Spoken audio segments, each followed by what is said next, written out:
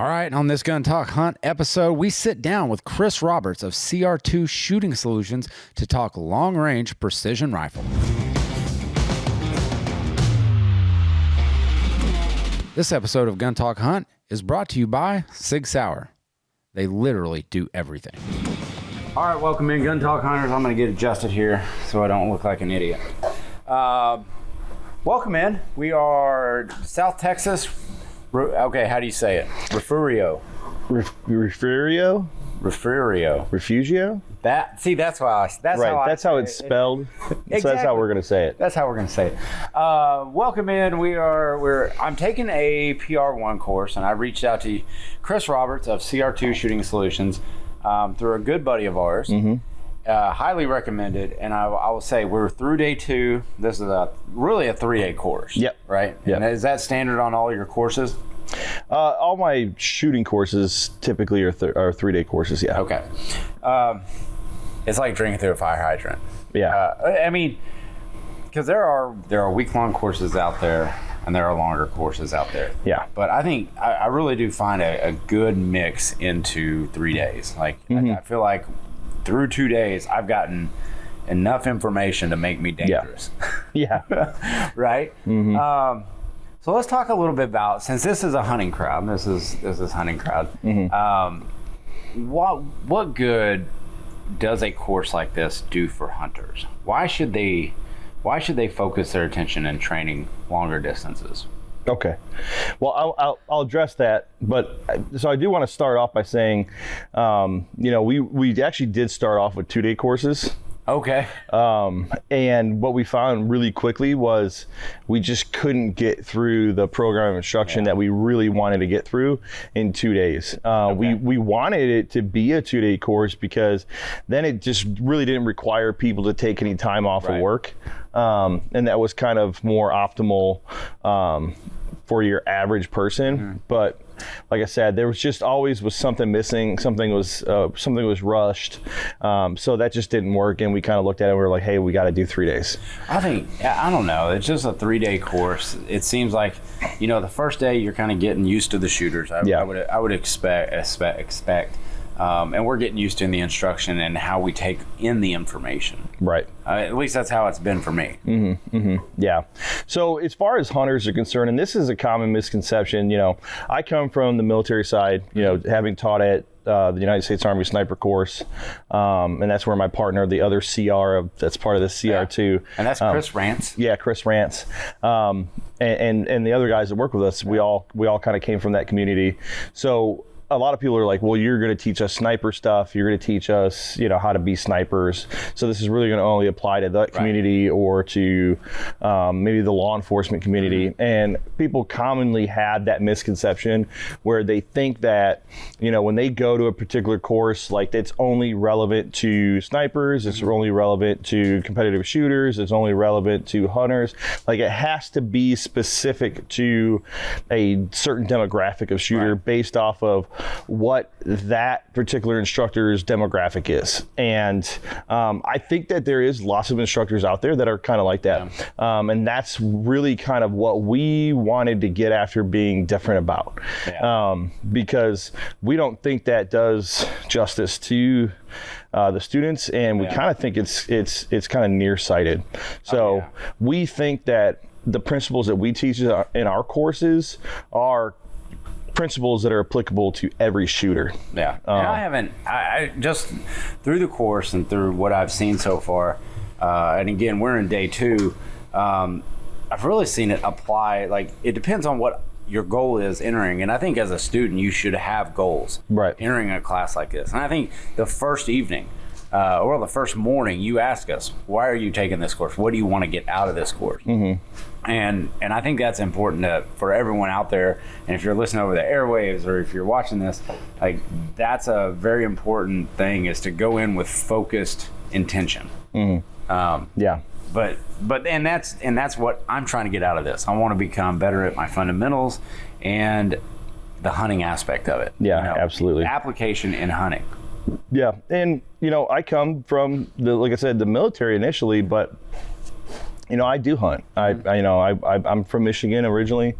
We hunt we whitetail hunt on our property back home, and I still whitetail hunt down in Georgia where I live now. I was out in Oregon just a year or so ago. What's a long shot for you in Georgia? Where I've hunted at in Georgia, I actually took my my only whitetail I've taken in Georgia at 175 yards. And that's a chip shot for you. Well, yeah. That's a layup. Well, and I'll be honest with you, when I shot him, I thought I missed him because the way he took off on me. Oh, really? Oh, yeah. I thought I had missed him, and when I went and looked for the blood trail and stuff, I was there. Really? Yeah. I just found a little spot of blood, but then there was nothing else. Yeah. So I thought, well, man, it was a bad shot or whatever. Yeah. And it ended up being that he was just so jacked up on the juice that he and they do that. Yeah, I mean that's normal. But I took a mule deer that same year. Actually just a couple months before that, out in Oregon, at 606 yards. Really? Yeah. So, and that's why it's these skills are applicable. It doesn't it doesn't matter as far as we're concerned. The skill sets that make you successful on that whitetail at 100 are going to make you successful at 600 on that mule deer, are going to make you successful at 1,000 on that piece of steel, or for that law enforcement guy on that T-box shot at 75 yards. Yeah. Well, let's talk a little bit about like how you build students up, like from the foundation. I hope that Mike doesn't pick that up. We got guys floating in and out of here, so if you see someone walk in or banging shoes, don't worry about it. But talk about how you look at students and how you evaluate them, and then where you go off on building a foundation. Like, how do you start building their foundation? Well, so as you saw, the first thing that we do with every student when they come into this course is we do a shot process evaluation. So, and that's just for us as instructors to look at you and to see, kind of get a baseline and see where you come from as a shooter. Ultimately, we're going to start every shooter off from the same point, whether you come in and you've got years and years of experience and you're well-rounded in the foundation, or you need a lot of work. But we want to see where you're at because it kind of gives us an idea of who we're going to need to focus in on. Yeah. And then we do go into that shot process class, go to start working on those fundamentals, as a lot of people refer to them. And I think that by our approach with teaching people not only the what, but also the why behind what they're doing, that really helps to kind of focus you as the shooter and give you that right headspace. Right. And then when we do get up to the line, you're probably seeing now too, we teach a little bit and then we have you drill it, we have you apply it, and then we come back, we teach a little bit, and then we have you drill it, we have you apply it. Yeah, and that's one of the board. I bet not intimidating, because there's a lot of good shooters in the class, a lot of good shooters, and we've got professionals watching us, and that's one of the things that I appreciate about like a course like this, is someone that'll take the time to walk you through it and then have you do it. Yeah. Because if you just give us the information and send us out into the world, you have no idea how we leave this class. Yeah, and we take a building blocks approach. So really, as you saw, like with the first day, we never left 100. No, Yeah, and there's a lot of people who would be like, wait a second, we're not going to leave 100 yards and then one in the first day. Like, I came here, this is a long range course, right? And it's like, it's a precision course actually. And that's where I was going to go with that, is that it is a precision course. And so if you can't do what you need to do in the shot process at 100 yards, what makes you think that you're going to be able to do it out at 700? Right. Or further. Right. And so today we went to distance. We tied in that shot process and that precision at 100. We walked out to distance. Everybody got out to 1,000. Yeah. Not a single issue with anybody. We didn't have anybody missing because they were just shooting like crap. And that was what was cool, because we have everything from beginners to guys that are really tuned up. Yeah. Guys are really tuned up. Right. I fall near the lower part, and I'm good with that, but that's why I'm taking courses, right? That's why I'm building my foundation. But it makes you learn a lot. It throws you into it, and when we walk out the distance, you've got to look at the process and where you're at in your shooting process. Yeah. I'm using that word a lot, of process. I don't even know why. Shot process, because I've been ingraining it in your head for the last few days. And that's right. And okay, we're going to jump in here. I'm gonna take a quick break. We're gonna hear from our sponsors, but when we pick it up, I want to talk about what Chris makes his students do, and he gets really mad at you if you don't do it. SIG Sauer. I talk all the time about the cross. I know you're tired of hearing about it, but I like it. I really enjoy it. And since we're talking to Chris Roberts today, I thought it would be important to talk about the cross PRS model, available in 308 or 6.5 Creedmoor. Barrel length is 24 inches, both. You get a 10-round polymer mag, and they are AI mags, so there is that. But it functions exactly how the SIG Cross does, and it has everything you want in a PRS type gun. This would be for your production models, but highly recommend looking at it because you get the Cerakote Elite finish on the receiver. It's got a polymer grip, 2-stage match trigger. That's a SIG trigger, so you know it's going to be good, but a completely stock gun that's ready for the range. The overall weight of that gun is 14.2 pounds, whether you choose the 308 or the 6.5 Creedmoor. Check it out at sigsauer.com. All right, we're back with Chris Roberts of CR2 Shooting Solutions, and we're talking about shot process. And Chris, you hand out a booklet, which I love. And he threatens you. Like, he will threaten you. Like, hey, carry this book around with you. Like, you sleep with it, you live with it. It better be on your mat. And so I've lived by those rules. But what you do, and I think it's a brilliant process because you make students do it, it's smart. Did you pick that up as just instructional, like, through the military?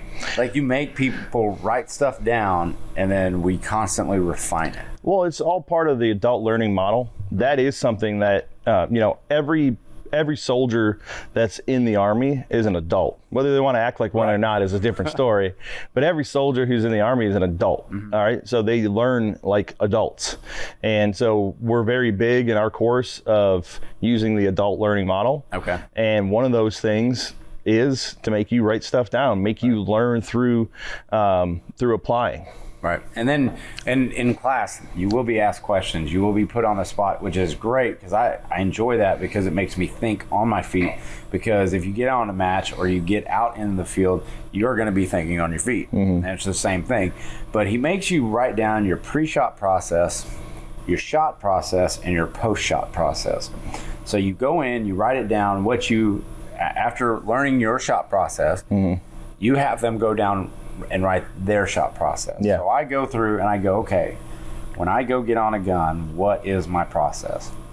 So I walk through it, and as we're going through class, and he threatens you just to have your book, and he hands you pencils. He hands you like legit pencils because he knows you're gonna like be scratching out stuff. Yeah. And so that was one of the coolest things for me so far because I've refined my pre-shot process more than my shot. Yeah. Is that normal? Yeah, it absolutely is. Well, the truth of the matter is when you start this course, especially for a more novice shooter, you have no idea what your shot process looks like. I've never written it down. Never. I wouldn't even thought to like write down my shot process. And that's the thing. Shooting is just that. It's a process. It's taking steps or fundamentals, as everybody calls them, and it's applying them in a list of steps. And so, if you ask somebody, well, what they do in what order, more often than not, people can't really tell you. And if they did, they'd probably tell you one thing. And then if they thought about it, they're like, well, no, I'd probably do this next. Or maybe I'd do this next. So that's all we're asking is, hey, write it down. Yeah. Well, and then do it. And then if that doesn't work for you, rewrite it. And that's one thing that I've been, because you'll say something in class and I'll pick it up and I'll go, that's what I am actually doing in my shot process. I just didn't realize it.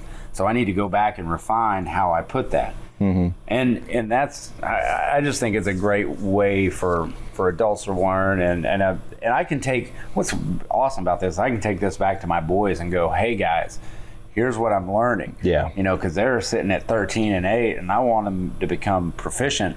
Well, it's better to have them do it the right way. Mm-hmm. So next time I'll bring my 14-year-old. I'll bring him to the class next time. So. Yeah, and we identify that. I mean, this is a lot of information. I mean, it's stuff that I've learned over years and years and years. And I mean, we couldn't possibly expect everybody to be masters at this stuff in 3 days. Not that I'm necessarily a master, but that's a lot in 3 days. So if I give you that booklet, and have you write stuff down and take notes, then you leave here with something, and then later on, maybe you're reflecting back in that book, and it triggers a thought back to something I said in a class or something that maybe you forgot about. And so it's just really good information. And I threaten you with a browbeating. With a browbeating.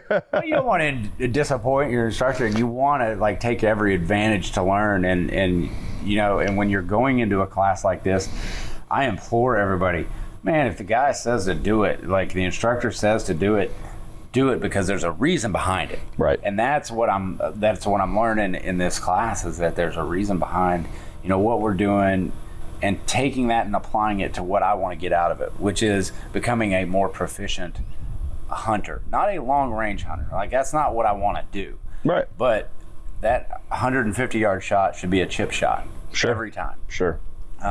And tomorrow we get into positional work, which I'm really excited about, because one thing I do want to ask is how has hunting from a precision perspective changed over the last 15 years? Oh, it's hunting. Let's say hunting, because you're getting more long range hunting, you're getting more of that aspect of it. What are, maybe an easier way to put it is, what are the top guys in the long range hunting aspect doing different than what, people used to do, 10, 15 years ago? Well, I mean, one of the biggest things that I see that's changed is just our mindset behind what's acceptable. When I started, I actually started hunting much later in life. I was actually well into the Army when I started hunting, because just nobody in my immediate family hunted. I started hunting with my in-laws. Okay. Yeah. And I still hunt with my in-laws. Yeah. And so, when I would talk to my father-in-law about what they did when they grew up hunting, and they would talk about the pie plate, oh, well, as long as it hits that. As long as they hit the pie plate, their rifle was zero and they were ready to go hunt. And when I was talking to them about taking a 200-yard shot, they were like, "Oh, that's foolish. That's silly, really? Whatever." And I was just like, well, I mean, I qualified at 300 meters on a man-sized target. Why can't I shoot a deer that far? And they're just like, and I remember them acting like if I took a shot on an animal that far, like they were never going to let me come and hunt with them again. No kidding. And I remember I couldn't understand it. And so, now my father-in-law has attended a couple of my courses and stuff, and he still won't hunt. He still won't hunt an animal that far away, but his thought process behind what precision and accuracy is far, far different than it was then. And so, they were happy when they hit an animal. They didn't have an expectancy that they were going to always hit. That to me is unfathomable. Yeah. I cannot imagine going, well, I hope it works out. Right. And that was a realism.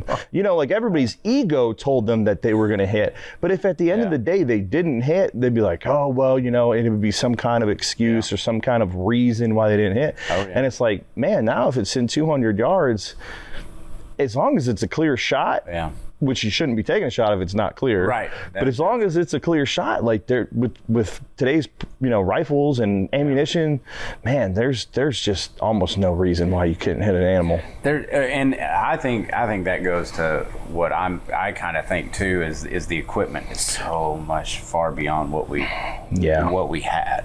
Right. When you had, well, now it used to be like, oh, if you got a 1 MOA gun, you're good. That's awesome. That's great. It's rare. Yeah. Now it's like, oh, half MOA. Right. I mean, you almost can't buy a rifle without a 1 MOA guarantee. Oh, yeah. 1 MOA guarantee. That's the standard for a rifle these days.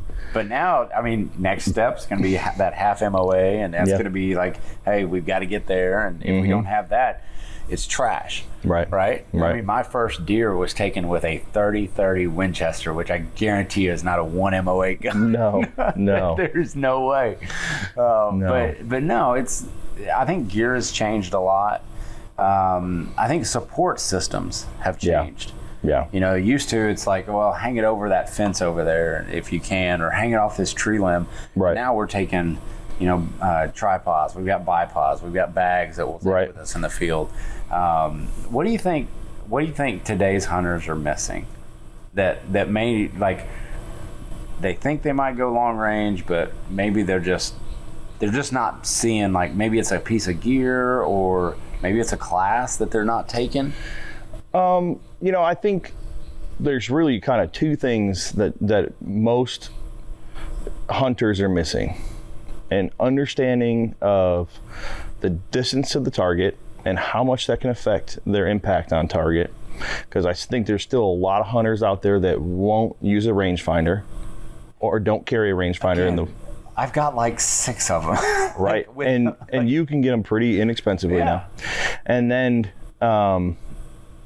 not understanding the effect of wind.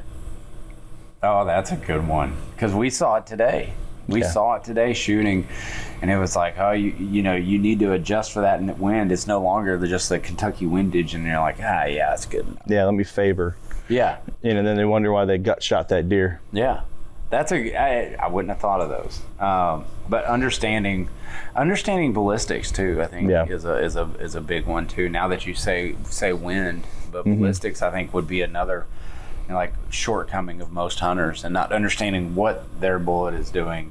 Yeah. Outside, like especially external ballistics. But yeah, it's all interesting stuff, and it's all stuff that hunters can think about. Yeah. And that they should. Yeah. So one drill that we do now, and I like to end day 2 with it, but because of the storms we had, our timeline got a little screwed up. But we'll get to do it tomorrow. You're gonna love me, and you're gonna hate me for doing it. We run this drill called the craft drill, and it's a friend of ours who kind of came up with it. But it's a 4-position drill on a piece of paper at 100 yards. And you're going to stack 12 shots into the same spot on a piece of paper from standing, kneeling, seating, and prone. Or seated and prone, I should say. And what it's supposed to do is simulate your ability to hit a target from any position. Right. And the thing about it is, you don't have to do standing, kneeling, seated, prone. You could do any position. So a hunter, they know, hey, I shoot out of a blind, I shoot leaning up against a tree, I shoot off a fence post, and I shoot in the prone. They could do those 4 positions if that's what they wanted to do. Okay. But you do it at 100 yards, so that way, they can quantify with a good, reasonable group.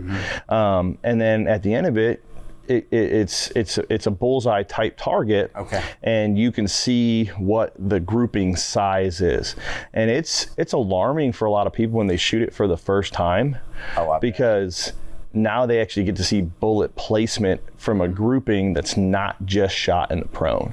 Because let's just be honest, most people can shoot a nice tight group in the prone. And then as soon as they get off their belly, it just opens right up. You start to fall apart. Yeah, and that kind of goes back to why, the average hunter doesn't hunt in the prone. Yeah. They hunt seated, they hunt standing, they hunt leaned up against a tree, but they do miss animals that are at 100 yards. And it's like, well, why would you miss an animal at 100 yards when it is so easy to shoot something that close?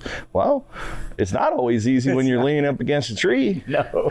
And this is a great tool to kind of assess your shooter ability. And that's what we use it for, to kind of showcase your shooter ability and, give you something to work on. And you start running that drill more often, and you kind of get to start to see, like, okay, hey, where do I need to index? Where do I need to trade off? Like, what skills do I need to work on to kind of tighten those things up and build your position as you move down. Okay, or move up. Yes. Well, that's awesome. Where can our guys find out more about you?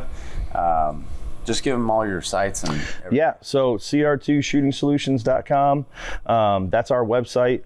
If you put in cr2ss.com, that'll come up too. I own both of those domains. Instagram, Facebook, TikTok. You know, Oh God. I'm not. Oh my God. I'm not super active on there, but you know what? Go see him dance. I'm not gonna be. Well, no, that's definitely not happening. I'm not gonna be the guy who refuses to use technology and therefore gets left in the past. Well, you're just reaching a different demographic. That's with right. That. I mean, you got to reach the young kids too. That's right. That's who you're going to be the next.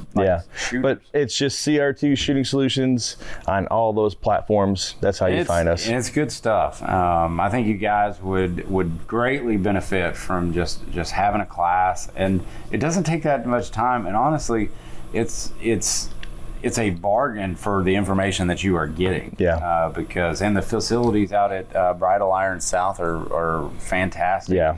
Well, we travel all over the U.S. Yeah. You know, it's not just here, and we do, you know, for the varmint and you know, pig and you know, coyote hunters and things of that nature. We're doing a night course too. Doing a night course right now. Now that, like, I saw that was on the board for today for this weekend, and I was like, oh man, I wish I could. That would have been fun to take. Yeah. So we do a night course where we cover night vision and thermal. Yeah. We do a lot of target recognition, target engagement techniques. You have that course. You have a mountain course coming up in March. Yeah. So we ran the first one this last March out in Cameo in Colorado. We'll be going back out in March, almost the same exact weekend this coming year in Colorado. That's open right now. So anybody goes to our website, they'll find that and can sign up for it. Out to Colorado. Oh, it's a great course. It's awesome getting to shoot. We do get a little bit of high angle out there, so you get to experience that. But then also just shooting in the mountains, you know, with those winds and shooting in that terrain and stuff. It's just, man, it's impressive. Awesome. All right, Chris Roberts, CR2 Shooting Solutions, Gun Talk Hunters. As always, keep those muzzles pointed in a safe direction and always be on the hunt.